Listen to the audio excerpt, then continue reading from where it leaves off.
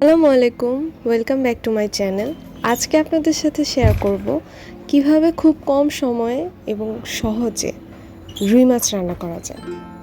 এর জন্য মাছের টুকরোগুলোকে ভালোভাবে কেটে ধুয়ে সামান্য হলুদ এবং লবণ দিয়ে ভেজে তুলে নিতে হবে।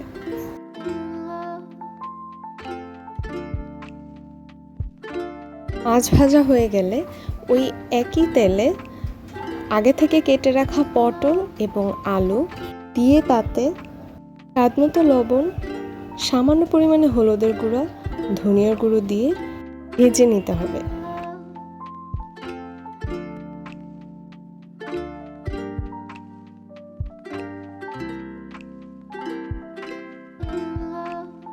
কিছুটা ভাজা হয়ে এলে এর মধ্যে পরিমাণ মতো পেঁয়াজ কুচি দিয়ে আরও 2 মিনিট ভেজে নিতে হবে।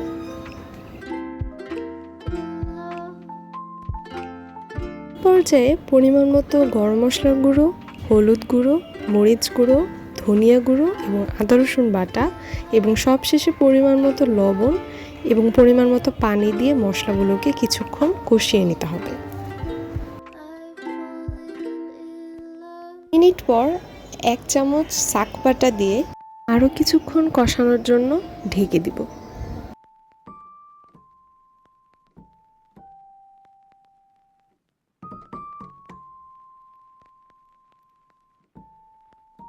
মশলাগুলো পুরোপুরি কষানো হয়ে গেলে ভেজে রাখা মাছগুলো দিয়ে দিব এবং তারপর সামান্য পরিমাণ পানি দিয়ে 5 মিনিটের জন্য রান্না করব।